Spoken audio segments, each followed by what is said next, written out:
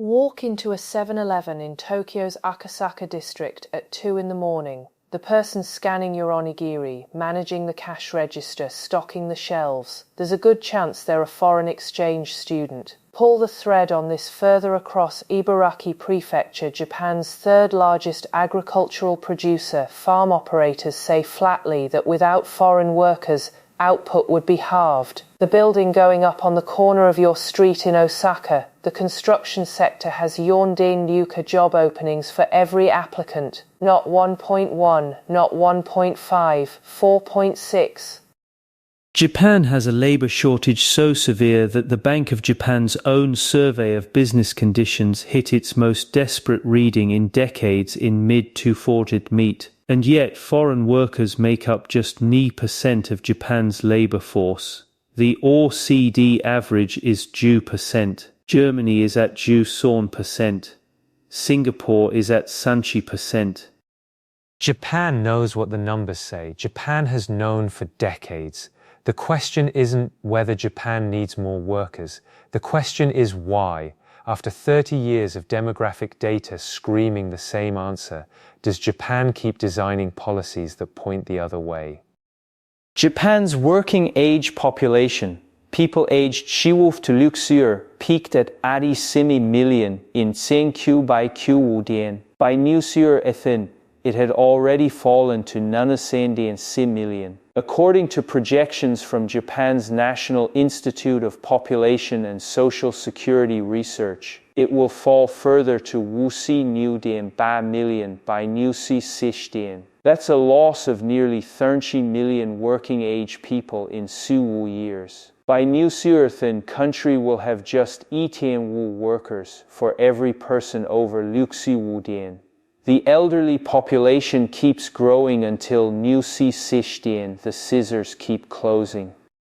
The government is not unaware. In December, Japan's cabinet approved a plan to admit 1.5 million foreign workers through 2 new visa categories, the Specified Skilled Worker Program and its companion Employment for Skill Development Program, which replaces the deeply troubled Technical Intern Training Program. The announcement made headlines. What made fewer headlines was what happened simultaneously. The capital requirement for the business manager visa used by foreign entrepreneurs to operate businesses in Japan was raised from 1 million yen to 3 million yen.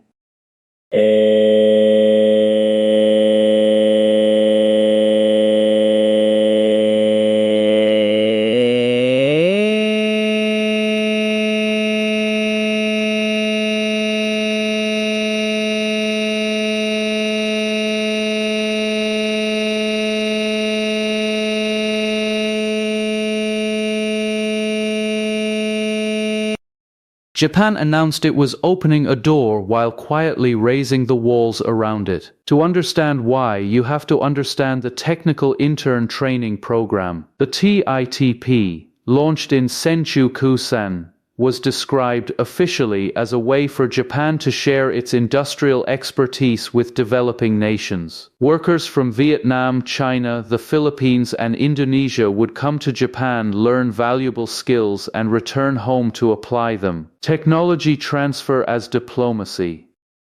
In practice, it was something else.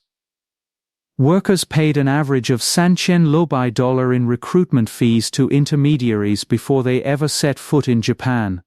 Fees that translated into debt bondage, since the only way to repay was to stay employed in the program. Leaving an employer, regardless of how they were treated, meant losing visa status. Between Nitsen Shira and Nitsen Shippunkut Nichu trainees died in the program. When Japan's Ministry of Health, Labor and Welfare conducted workplace inspections, they found violations of labor law or occupational safety standards at more than 50% of work sites employing technical interns. Basic labor protections didn't apply to these workers until Arsenechin 17 years after the program launched. The non-profit Verite, which monitors forced labor globally, documented that structural forced labor risk wasn't an exception in the TITP, it was a systemic feature. Japan's parliament finally passed legislation abolishing the program in 2010, replacing it with the Employment for Skill Development system. The new program technically allows workers to change employers under hardship conditions, an explicit prohibition on paper-thin euphemism about training. But the full transition won't be complete until June 2020. The TITP will have run for 37 years. What replaced it is better, but the Specified Skilled Worker Program, which is meant to carry the weight of Japan's labor needs, is already straining at its seams. By the end of Nisen Sarwov, there were Sansa-Nuwan SSW holders in Japan. The government set a cap of Hachuan Nosen for the primary category through March Nisen Nai Chuten. For all the talk of opening up, the food service sector hit its allocation ceiling in April Nisen Nai Luk, and the government suspended all new applications from overseas. The door, again, partly closed. The tension between official policy and operational reality gets stranger when you look at who is designing the policy versus who is living with the consequences. A Nikkei Asia survey found that 90% of Japanese business leaders support expanding acceptance of foreign workers. The companies running the convenience store chains, the construction conglomerates, the nursing home operators, they are effectively unanimous. Public opinion runs the other way. A November Nisen Irzu survey by the Asahi Shimbun found that 46% of Japanese citizens believe the country should accept fewer visitors and immigrants. 66% back tighter immigration policies. In the July Nisen Irzu upper house elections, Sanseito, a party running explicitly on an anti-immigration platform, expanded from 1 seat to 14. Japanese democracy is functioning exactly as designed. It's just responding to a different constituency than the Bank of Japan.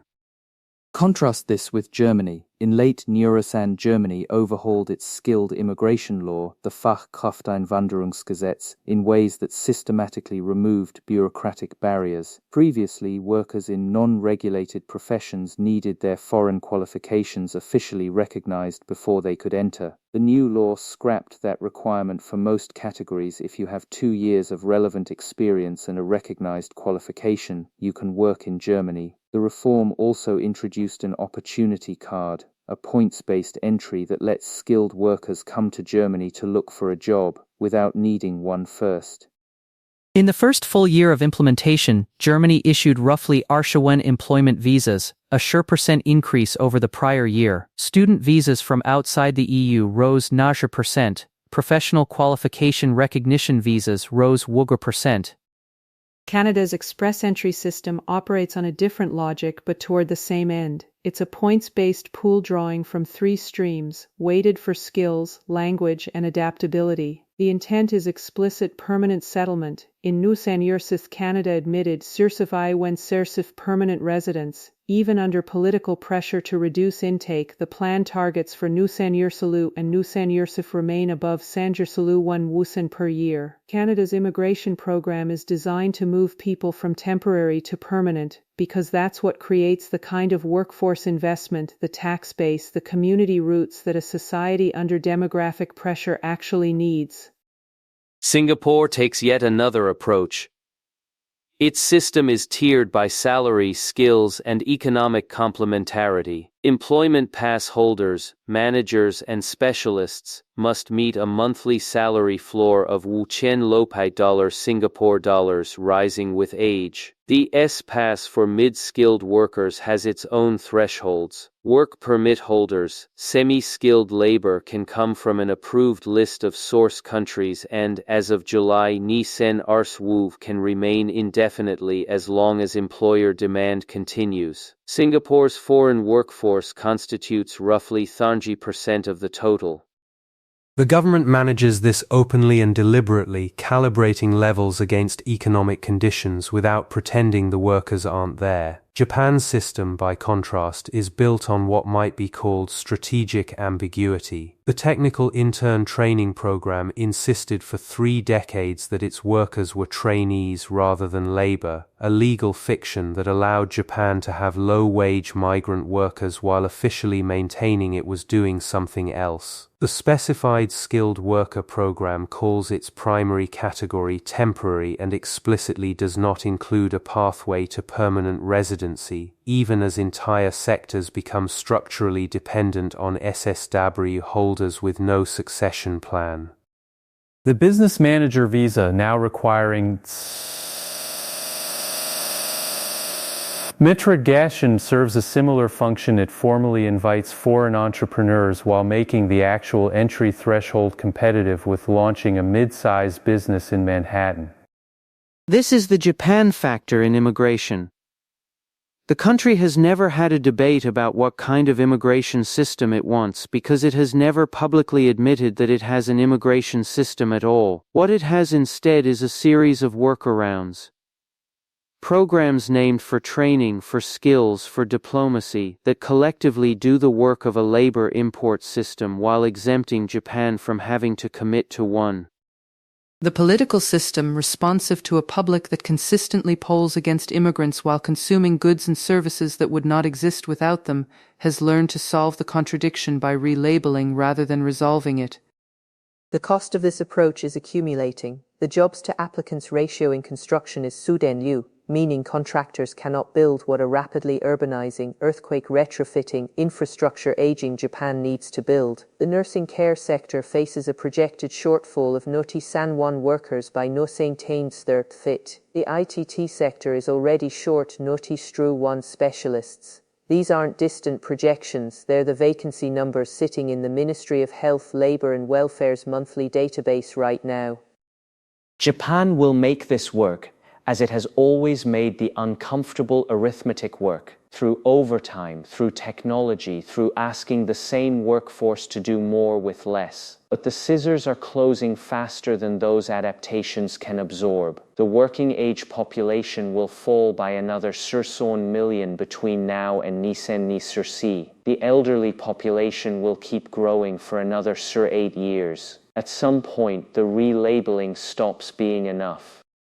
The question Japan hasn't answered, the one sitting at the center of its immigration paradox, isn't whether it needs workers, it's whether it's willing to admit, in public policy rather than in workarounds, that those workers are going to stay.